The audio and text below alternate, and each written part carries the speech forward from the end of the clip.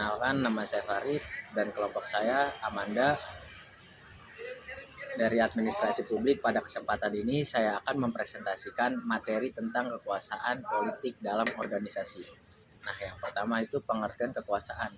Kekuasaan adalah kemampuan seseorang untuk mempengaruhi orang lain agar mencapai tujuan organisasi. Kekuasaan dapat berasal dari jabatan, pengalaman, maupun keahlian dan dapat digunakan secara positif ataupun negatif. Nah, selanjutnya yaitu sumber kekuasaan. Menurut Francis Raven, sumber kekuasaan terdiri dari legitimate power atau kekuasaan karena jabatan, reward power karena mampu memberi penghargaan, coercive power karena mampu memberi sanksi, export power karena keahlian, dan referensi power karena karisma atau keteladanan.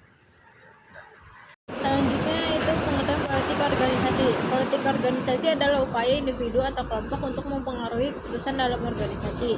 Tujuannya untuk memperoleh dukungan, mempengaruhi kekuasaan, dan mendapatkan sumber daya. Lalu penyebab politik organisasi. Politik organisasi muncul karena faktor individu seperti ambisi dan persaingan, serta faktor organisasi seperti keterbatasan sumber daya, struktur yang kompleks, dan aturan yang kurang jelas. Lalu ada bentuk politik organisasi. Politik organisasi dapat bersifat positif seperti membangun jaringan kerja dan negosiasi yang sehat. Sebaliknya, politik negatif berupa penyebaran rumor, manipulasi informasi, dan menjatuhkan rekan kerja. Nah, selanjutnya yaitu dampak. Dampak positifnya adalah meningkatkan koordinasi, efektivitas, keputusan, dan inovasi. Sedangkan dampak negatifnya dapat menimbulkan konflik, menurunkan kepercayaan, dan menghambat tujuan organisasi. Dan selanjutnya ada hubungan kekuasaan dan politik. Kekuasaan adalah alat untuk mempengaruhi orang lain, sedangkan politik adalah cara menggunakan kekuasaan tersebut. Jika digunakan dengan baik, akan membawa manfaat, tetapi jika disalahgunakan dapat menimbulkan konflik.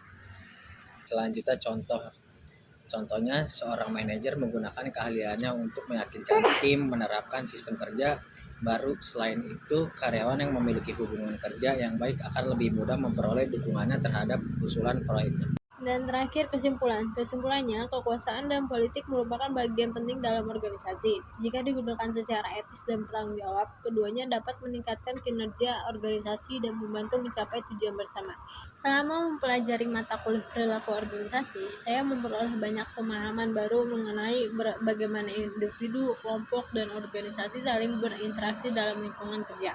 Sebelumnya, saya menganggap keberhasilan organisasi hanya bergantung pada kemampuan teknis setiap individu. Namun setelah mempelajari mata kuliah ini, saya menyadari bahwa komunikasi yang efektif, kepemimpinan, motivasi, kerjasama tim, serta budaya organisasi memiliki peran yang penting dalam menentukan keberhasilan suatu organisasi.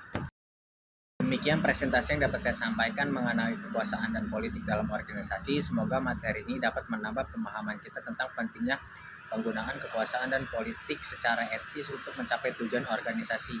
Apabila terdapat kekurangan dalam penyampaian, saya mohon maaf. Terima kasih atas perhatian Bapak Ibu dosen dan teman-teman. Saya siap menerima pernyataan. Wassalamualaikum warahmatullahi wabarakatuh.